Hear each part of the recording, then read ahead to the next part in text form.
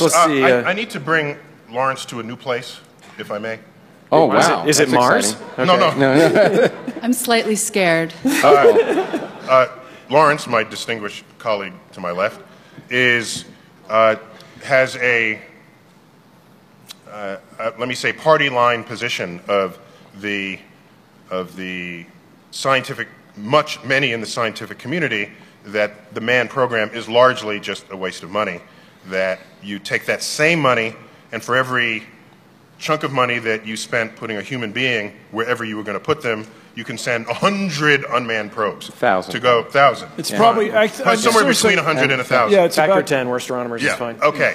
So, that is surely true, and I have no argument with that. But it assumes it assumes that NASA is your private science funding agency. But the history of NASA's funding profile has never betrayed that fact. If you look at the fraction of NASA's budget over its 53-year life that has been given unto science, it will average at about 22% of the total budget. It peaked in 2004 at 40%. The recent average has been about a third. It has like never been more spaceflight. than a half. Human spaceflight. The fraction of the total NASA budget given to science has never been more. The average has been down in the 20%.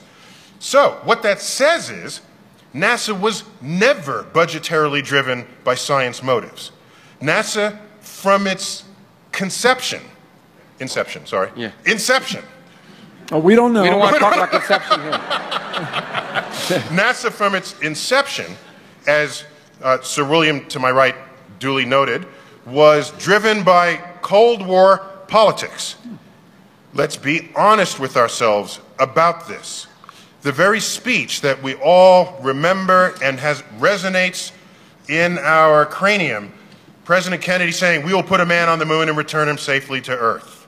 You can even hear his Brookline accent as he recites it in your memory. In Kennedy Space Center, Florida, there's a bust of Kennedy. And chiseled in the granite in the main entrance are those words. There's a lot of other granite there with nothing chiseled into it. What they could have done was put another sentence from that same speech, but they didn't. Here's a sentence from that speech. If the events of recent weeks, Yuri Gagarin had just come back out of orbit, and we did not yet have a vehicle that could safely put a human being anywhere off the launch pad.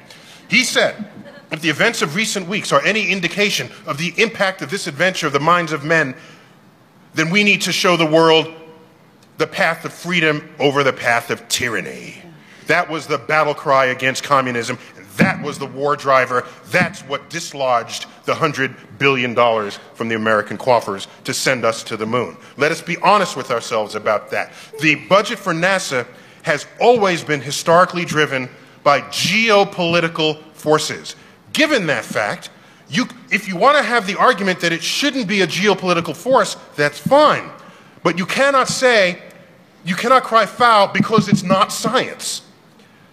That's apples and oranges. Well, let me come to your place. So first of all, you're absolutely right. It's the same, by the way, is true from the field I originate from, particle physics. The huge funding for particle physics was also a remnant of the Cold War, a remnant of the atomic bomb project, basically. The fact that big science was felt to be in the national interest of national security, even if it wasn't. And by the way, what year did the superconducting collider get its funding reviewed and then cut? It was the years shortly after peace broke out in Europe. Yeah. Okay, but there were other reasons. That's when they cut. No, you can say that there are other reasons, but I submit to you that there is no greater driver than the war driver. And that's why every one of your particle accelerators was fully funded for the entire duration of the Cold War. Yes, but let me make the point clear, though. We want to diversify. We're all in a one-shot thing here on Earth, and so I have no problem with ultimately colonizing other systems. It's delusional. I'll tell you why. Shh. Oh. This crops up in a different way. There's a telescope called the Large Synoptic Survey Telescope, 10-meter telescope designed to survey the sky once every 3 nights from the southern hemisphere. One of the major ways.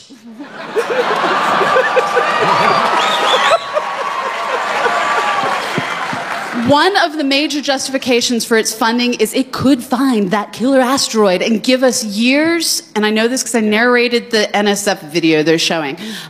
It'll give us a couple years chance to figure out how to get that sucker somewhere else other than killing us. And so we can justify science by saying we're going to prolong human beings by protecting our own planet with the LSST in this case. So you can fund science by saving humans. The only preventable natural disaster is the near-Earth object getting too near. But I have to rebut Larry here. Lawrence. Yeah, thank you. Lawrence. Neil, make it short because our keynote speaker is a real diva. So I don't want to eat into his time.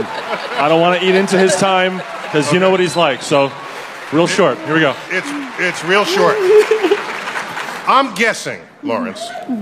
Maybe I'm wrong, but I'm just guessing that whatever it takes to terraform Mars and move 1 billion people there so that we're a multi-planet species so that one planet does not go extinct from an asteroid, whatever effort that is, that's probably more than what it takes to deflect an asteroid. I agree with you there. Absolutely. I agree with you there. But I actually... So the notion, let's live in 22 planets so we're protected... Oh, no, I don't mean it for protected. I think we will eventually colonize other systems. But you said it to protect the species, and that's okay, well, fine. Well, we only need to move 2 people to Mars then. I read that in a book once. Adam and Eve. Really fertile people. Yeah. You know, by the way, I won't tell you. No. We are out of time. This has been an interesting panel. I probably should have participated in some way, but there you go. There is fundamentally no business case for private... Can I finish the sentence? I'm not sure I want to be here anymore. There is fundamentally no business case for private enterprise to advance a space frontier. When you advance a frontier, you are making mistakes that the capital markets choose not to value. You have to create patents to enable things that you don't know will work. Anytime you are the first person to do something on that scale, the history of human civilization has demonstrated that the only funding available to do that is via governments. Yeah.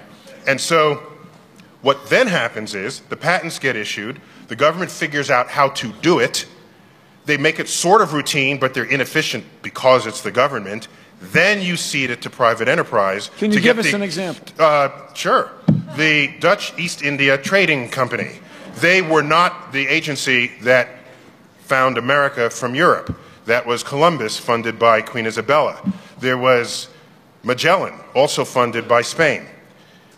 They laid the groundwork to find out where to go. Does the Earth have an edge or not? Is it something worth doing?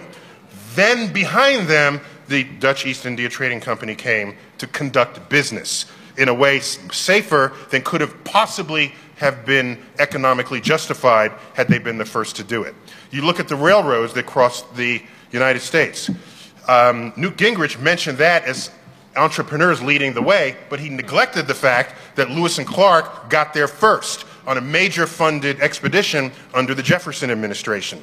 So you lay out the land, you map the rivers, you map the terrain, then you've got an understanding of what the risks are for the capital markets to then value, then they come in behind. So I see any participation of the private enterprise in space exploration, not the first ones to go to Mars, not even to go back to the moon, but to make our access to low Earth orbit the efficiently costed exercise that it really should have been at the beginning of the shuttle but was never realized. And that is what they're doing. Yeah, for example, why do we want people in low Earth orbit? I mean, I just don't understand. Why do we want people hanging out in low Earth orbit? Well, because they'll buy seats to take a vacation there. Well, they already have. The people doing it, the people buying tickets at $20 million a seat. So you make it $10 million, more people will buy the seat. Yeah, Even more. Absolutely, you're right. I think it's for So entertainment then purposes. what are you arguing with me about? Well, the point is, as a goal, as a national goal, why do you want people in low Earth orbit other than No, entertainment? if it's commercial, there's no goal. national goal. If it's commercial, it's whatever makes money. Yeah, absolutely. I but want there's a them national there goal. because it will lower the cost of getting satellites for research into orbit. Thank you. No. And, Why would it do that?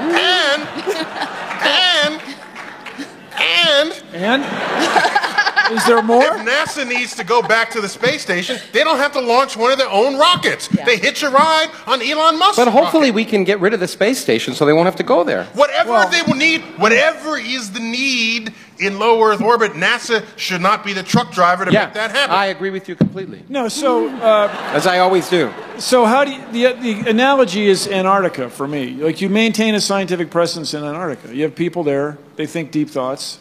I remember very well cleaning bicycle chains with chlorinated fluorocarbon, a carburetor cleaner. Can't buy that anymore because people discovered that it was hard on the ozone. Yeah. So you killed the ozone. Yes, I was the guy. So if you maintain a presence in Antarctica and you maintain a presence in Earth orbit if there's scientific things to do there. But the whole thing, everybody, is you want to explore space at a reasonable cost. This is something you do as an intellectually sophisticated society with treasure, with money, with means. You explore, Lewis and Clark explored the continent. You explore space. You explore deep space because you don't really know what you're going to find. And I remind everybody that relativity was discovered barely a century ago. And yet everybody in this room got here on account of our understanding of relativity. I mean, you had your car navigation system. Many of you were on an airplane. And those are driven now by information from space. If you told my grandfather there'd be signals from space that you have to take into account both the gravity of the Earth and the speed of the spacecraft, he'd think you were nuts. But yet here we all are. And so there is a whole nother physics, yes? Right there. Just, it's so close. And that when we discover it, who knows? And this is what, I grew up in the U.S., I mentioned that, but what I've tried to do now, I wrote this op-ed, just remind people in the U.S. Congress and Senate that if you don't want to discover what makes the universe accelerate, maybe somebody in another country, maybe somebody from China. But you agree with me that those discoveries won't be made by humans orbiting 200 miles above the Earth. They'll be made by wonderful spacecraft that are efficient Designed because by they, humans. yeah, but designed by humans that actually, are cost effective. You said the key point. I mean, the difference between Antarctica and the International Space Station is, I don't know what the NSF, Neil probably knows what the NSF budget is for Antarctica. It's probably less than $50 million a year. I don't know. But the space station is a $100 billion tin can sitting up there doing absolutely nothing. Well, so here's what would be really good use of it, is to get taikonauts on board. That's Chinese astronauts? Chinese space flyers would be fantastic. Because another Cold War or even the beginning of a Cold War is very, very expensive undertaking. Well, and anything we do to defuse it would be good.